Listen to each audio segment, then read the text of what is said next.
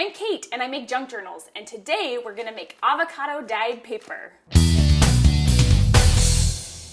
So first, I'm going to show you step by step how I typically make avocado dyed paper. And then at the end, we're going to have a giveaway, so make sure you listen on how to enter that. Then I also did some experimenting this week, so I could try if I did different techniques, would I get different results? So I'll show you all those after I do the step by step. So let's get started. So I'm going to use 4 avocados. These are large avocados. Sometimes I use small ones. I use them at different stores. I haven't been able to really tell the difference. Sometimes I use 2 and sometimes I use up to 4. And we're just going to take them and I'm going to slice them in half, pit them, put all of the yummy avocado in a bowl for guacamole later, and then wash the skins so that they're ready to go.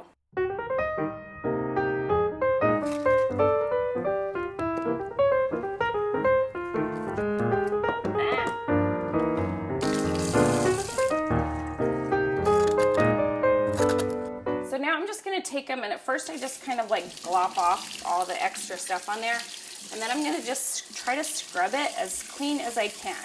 And I think a big question is, how clean do the pits and the skins have to be? And that really depends on how easy it is for you to filter the dye once we make it. So I don't run it through a filter, I just take it straight from the pot. So I really like to clean it as fast as I can so I don't get any of those little green goopy glue stuff in my paper. But if you run it through even just like a little coffee filter or some kind of strainer that's really thin, then it's okay if it's kind of gloopy. But I don't have a strainer and I've never really thought about it until I am actually at this part and I'm like, oh, I should get a filter for this. So maybe someday I will do that, and that's what I recommend. But if you're like me and you're already getting started and you don't have one, just scrub them extra clean now and it won't be a problem.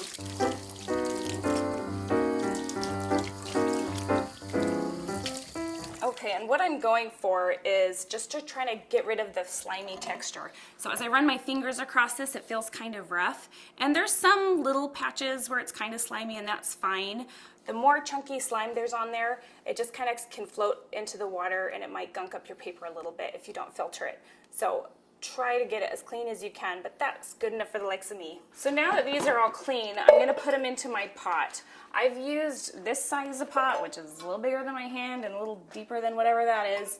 I've used smaller ones. Yesterday I did measure how much water I typically fill, and it's about 4 cups. So for 4 avocados, about 4 cups of water, somewhere in there. That's just to kind of give you a starting point. The main thing is you just put them in a pot and you're gonna just cover the pits and the skins barely with water.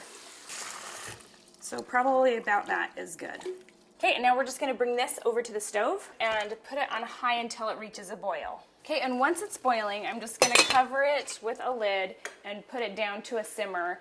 And then I let it simmer anywhere between 25 and 45 minutes, and I don't even have a preference. Anywhere in there is fine, and it's mainly like, am I doing laundry or doing something else, or how distracted am I? Somewhere between 25 and 45 minutes. So we'll check back in half an hour-ish. And while we're waiting, you can make a little guacamole. Just squirt a little bit of lemon juice in there, some salt, get myself some chips and hang out while we wait.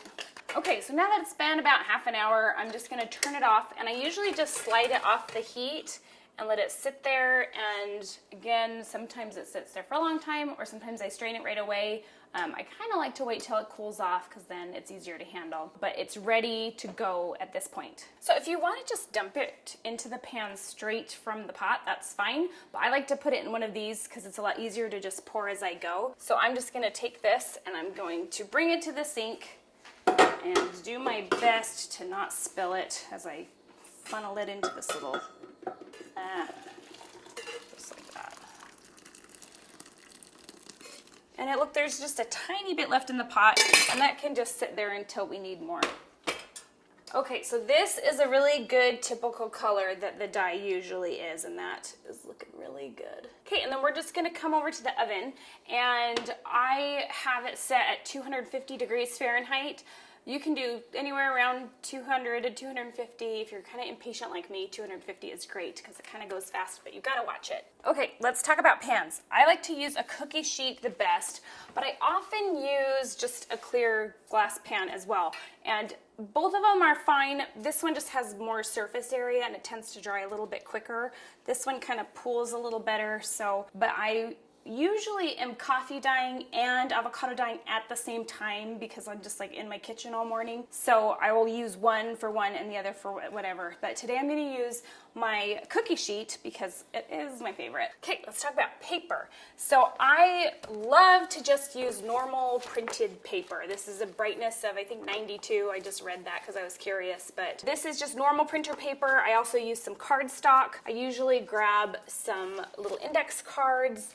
These little guest checks you can just get at Walmart. I love to do envelopes. Doilies are great to add texture to the other papers. And then I have a bunch of kind of things that I'm gonna experiment with. Some book pages, some recipe cards, some scrapbook papers, and I'm gonna show you how terribly printed paper works. So let's just start with a normal paper, but you can use a wide variety of papers. So this is where avocado dyeing paper is really different from coffee dyeing paper. For coffee dyeing paper, I just dip it in the coffee and then let it dry. But with avocado dyeing paper, you need to soak it in order to get a real pink color. So I am going to pour some of the dye just kind of on the bottom of that and then soak it nice and good. And then move it over to the side a little bit to make room for more paper. And I'm just gonna keep kind of sponging it up with the paper until it's nice and wet. And then I'm gonna come back in and just pour some more on the top as well. Okay, then I'm gonna just grab some more and put more on. And you'll notice that some of this paper is bubbling underneath. You're gonna see that and it will create a texture that I really like. But if you want to smooth out the bubbles, then your pink won't be quite as textured. But again, I like it because it adds a lot of interest. So when it's in the oven, the paper on top is going to get darker faster than the paper on the bottom. So when I layer it, I really like to have them stacked unevenly so that this back paper is going to get more brown right here than underneath this. That's going to kind of use like a little sunblock almost. So if you kind of stack them in varied ways, then you kind of get even more texture and dimension on them. And I don't like it to be sopping wet. I mean, I need it to dry in there, but they need to be soaking as well and not just dipped. That seems a little dry. I'm gonna pull up a little bit more and just kind of make sure that those are really nice and wet.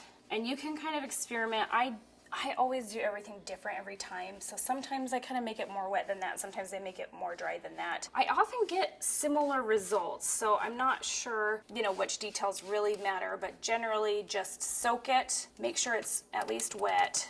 And now we're just gonna put it in the oven. So I often have two going at a time. It doesn't really make a difference, top or bottom wrap, and I just will stick it there for today. And we'll just keep watching it. And as soon as the top starts drying, then we're gonna flip it and kind of rotate them around. Okay, and then I'm just gonna momentarily just kind of check on that. You can see it's kind of getting nice and pink.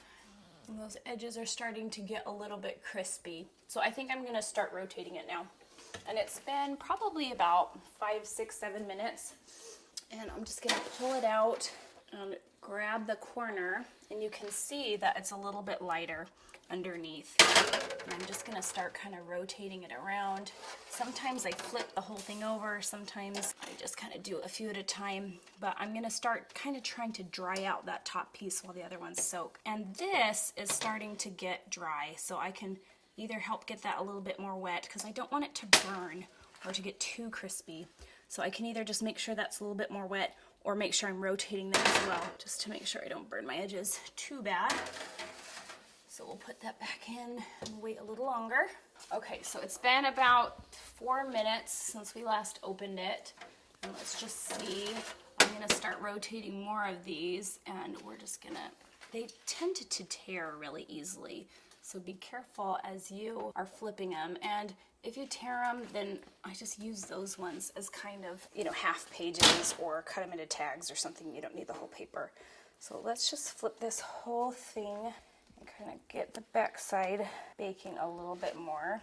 And then if I am impatient and want it to go a little bit faster, I can just start draining some of the excess out. These are starting to get nice and pink, so they don't need to soak quite so much anymore. So now the more dry that they get, the quicker I'll be able to pull them out. So let's stick these back in there. Okay, it's been 2.5 minutes. since we left these alone. And I'm gonna just rotate them again, mainly because I see the edges are starting to get crispy. And I like the edges to kind of look crispy, but if they get too crispy, then they're kind of brittle. And this is a really beautiful dark pink color. There's kind of some variation because some of it was more exposed than others to the top. And I'm just going to sort of mix them up and peel them apart to get maybe some of the places that weren't, that haven't seen the top yet, get them up there. We'll just kind of flip it. And if you wanted to just let it air dry at this point, these are dyed pink, so they're not gonna, you know, change from this now. And the more you bake them just now, the quicker they're gonna dry. So at this point, I'm not trying to dye them anymore, I'm just trying to dry them. So we'll just kind of keep flipping them around and drying them out. Okay, it's been another 2.5 minutes. I'm gonna pull this out again. And you can see, like this one, this corner is dry, but the middle is still soaking. So what I'm gonna do is start putting them on the drying rack over here, giving them a little air so that I can more individually dry them. And this is something I sometimes do and sometimes don't do. I can keep rotating them the way I'm doing, or I can just let them all air dry. But sometimes if you just pull off some of the top wet ones and dry them all separately, it just kind of is more even and goes a little quicker. So I'm gonna put all of them that are pretty dang wet, I'm gonna leave them on and try to get them a little more dry. Okay, it's been another 2 minutes about, and I'm just gonna rotate these again. You can see they're really getting close to dry. And I'm just gonna put the dry edges toward the center and put this more wet one on top. Okay, they're almost done. Okay, it's been a little over 2 minutes, and these are totally done. So they're just a tiny, tiny bit damp, but any longer and I kind of run the risk of making them too crisp and brittle. So I'll just set these out on my counter and let them just kind of air dry while we do the rest. And normally I would put these wet ones back in to kind of get them to the same level, but if I don't have time or something, I could just leave them there to air dry. And since I kind of want to move on to different papers, we'll just let those ones air dry. So let's come back here and pick some different papers. These are the ones that I wanted to kind of show in case you wanted to try something other than just plain white paper. So here's just something from a magazine that we'll use. I have some lined paper. This is just a piece of scrapbook paper that I purchased.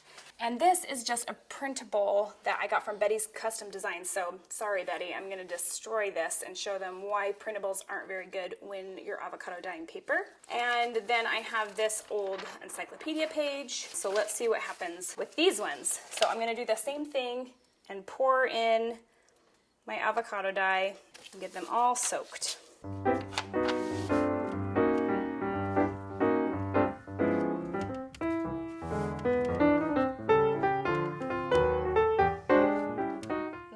A little bit more on top. Okay, let's put these in the oven. Okay, I forgot. I wanted to also show you what to do with a doily and how that affects it, because as you saw, when it's sitting on top, the ones exposed get darker, so you can kind of do a cool like little tanning effect with these. So I'm going to pull these back out and just kind of add this to the top. So we'll just kind of smush that in. And something you kind of have to be careful about with the envelopes is when they're drying, this is sticky because that's that wet stuff. So you kind of have to be careful. It's fine when it's wet, but when we take it out, I'll need to look to make sure I'm not making it dry closed or it will seal and I'll never be able to get it open. Okay, but let's focus on the task at hand. And we're just gonna soak this. Let's stick that back in. There we go. So it's been like 4.5 minutes, and I left it too long because you can see, look, those edges are burning. And I'm gonna take this out and just let this air dry now. Just kind of just make space for everything, or little burnt edges. I try to watch it a little bit more closely, but you know, sometimes I get distracted. It does kind of look cool. We'll definitely put that in like a vintagey journal, something kind of rustic. So sometimes they're kind of cool accidents. Hey, and nothing caught on fire, so we're still good. This one didn't have a chance to do what it's supposed to do, so I'm gonna put this one back in. We're gonna give that a chance to bake, and these two, they're sopping wet. So we're gonna let these two bake as well. Just put that back in just for a few minutes, and I'll try not to get distracted this time. Okay, so it's been a little over 4 minutes. So I'm just gonna open this back up and drop that. It's a very important part of the process. And that is pretty much dry. That is so close. That's perfect. And then this is also half dry. Oh no, the thing that I told you to be careful of happened, because that is the gummy side and now it adhered onto that. And that did not do a very good job of burning that. Just try again and re-soak it and really try to get that nice and brown. Let's spread this out. Maybe I got a little too excited with the dye. Let me put some of that. Don't touch a hot pan. Let's put some of that back. Let's try that instead, because sometimes it just imprints so beautifully. So let's try that. Okay, and while we're waiting, let's look at these other ones. These ones are drying. This is almost dry. The magazine paper, it doesn't look that pink. It's like a warm pinkish brown. If I wanted to really get it pink, I might try just pouring and soaking more and doing other layers, but it would probably turn a little bit more brown. It's not going to be bright like the other stuff. And this is just one kind of paper. I don't know, other printers or other publishers might have different results. Same thing with this back of a book. It looks more brown. It's kind of pinkish. Again, we could try pouring and baking and pouring and baking, but it's definitely going to be not as like bright and cute of a pink. Here is the lined paper.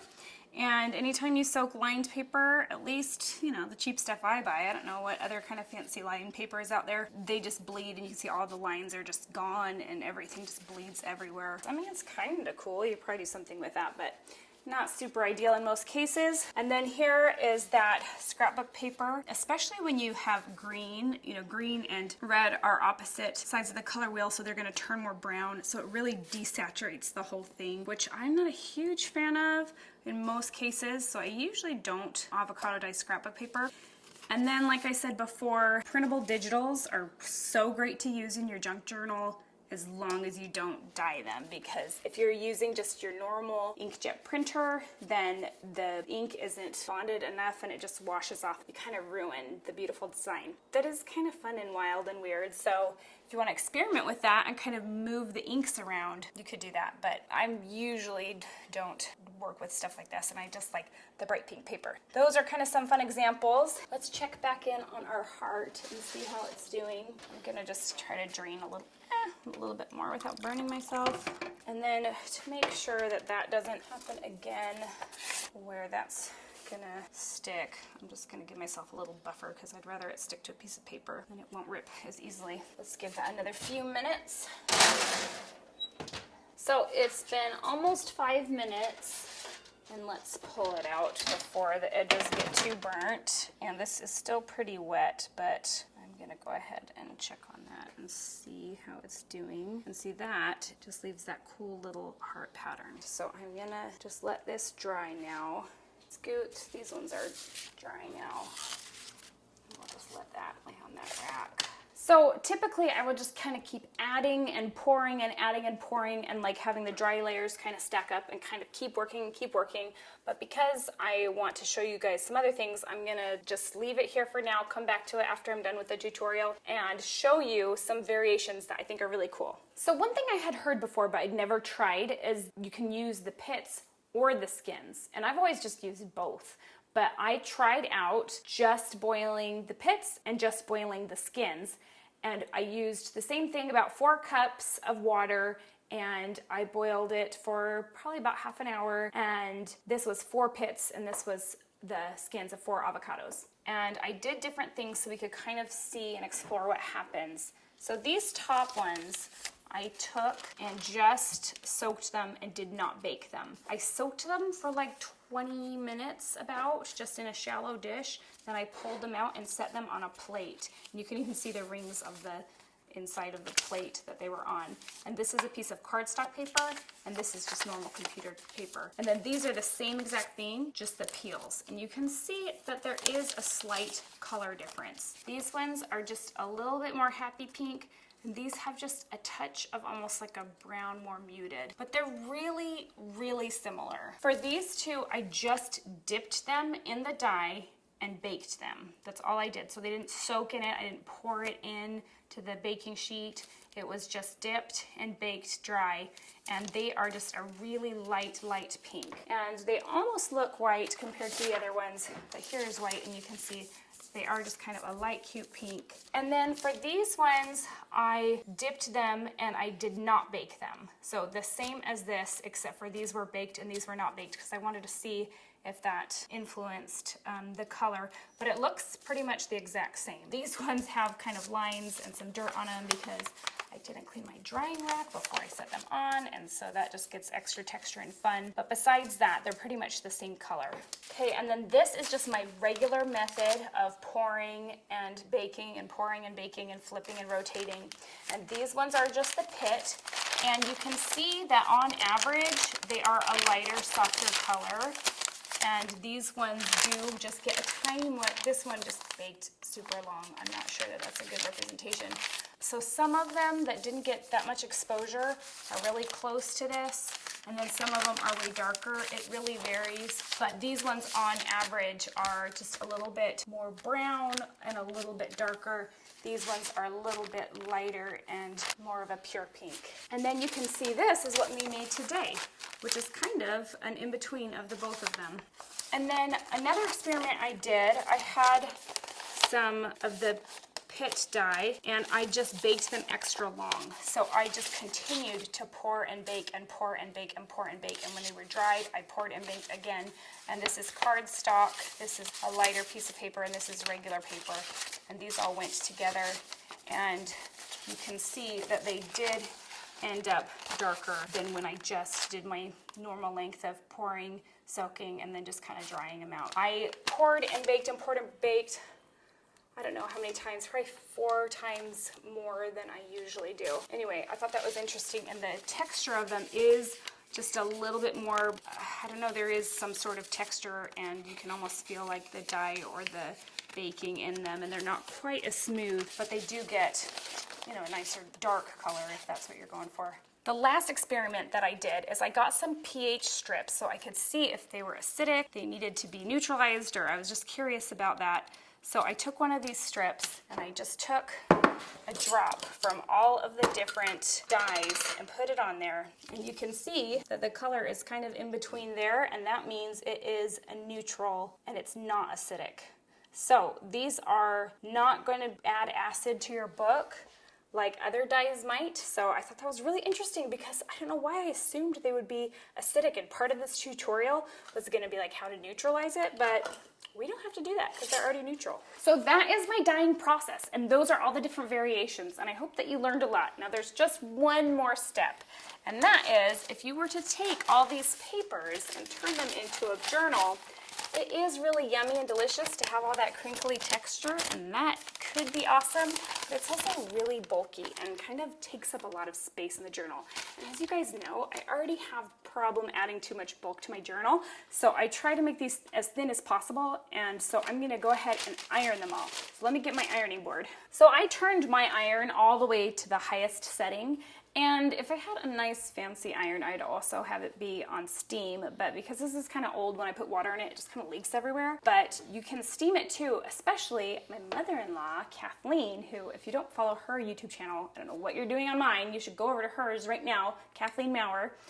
She's the real junk journal master. She just told me that she often uses steam in her iron because sometimes when you kind of over bake it, not burn it, but it does start to get that kind of, you'll know what I'm talking about once you start baking papers. It started that over baked feel. If you put some steam on it while you're ironing, it can actually kind of help soften that up too. So that is cool. Gotta get myself a steam iron. But until then, I'm just gonna put it on the hottest setting, and I'm just gonna iron it like I'm ironing anything. And if I ironed my clothes, this is probably how I would do that too. And sometimes when I do it, the edges kind of curl up. This one didn't. One is Nice, sweet. But sometimes, especially if it's smaller, the edges kind of start curling up.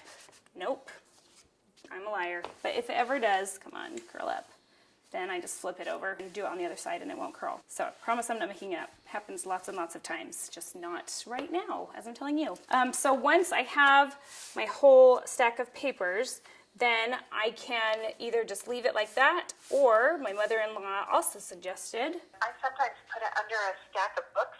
You know, I just pile them up, and then I put them under a big stack of books, and that sometimes helps too. Sometimes I do it in addition to ironing, and sometimes I do it instead of ironing, especially if you get a book, a large size book that like covers the whole thing, and then you can put smaller books in a stack on top. But the more weight you have, the more it'll smash down, and then you won't necessarily need to iron it. So now we have our beautiful piece of avocado dyed paper. Yay! Take really good care of your papers when you're done with them. They're very delicate. Okay, let's talk about the giveaway. All you have to do to enter is comment on this video. You can only put one comment or you'll be disqualified. And you can comment anything. And if you don't know what to say, just give me a little heart emoji. You have to comment before April 17th, 2021, and I'm going to announce 5 winners on April 19th. I'm going to see how many comments there are, use a random number generator, and it's going to spit out 5 numbers, and those are going to be the winners. And what am I giving away? Avocado dyed paper, of course. I'm going to take a pile, put it in an envelope, and mail it right to you. I think I'm supposed to mention that YouTube is not affiliated with this giveaway, and there's a bunch of legal stuff I think I have to put in the description, so check that out too. Okay, good luck guys, and thanks so much for hanging out with me and making avocado dyed paper today. Make sure you like this video, subscribe, turn on your notifications, and a huge thank you to my dad, Mark Arnett, for filming this for me. I could not have done it without him. I'll see you next week. How I make avocado. Okay. This is about how it's going to be, so. I understand. Don't worry about it. I'm going to do it. Am I in the kitchen available? Do I need to go run an errand or something? Not that I leave a boiling stove on the oven. Don't say that, okay? Okay, let me start. Just say it and stay looking at the camera. Focus. Don't yell. I'll see you next week. No. Okay, let me do that again. Too weird.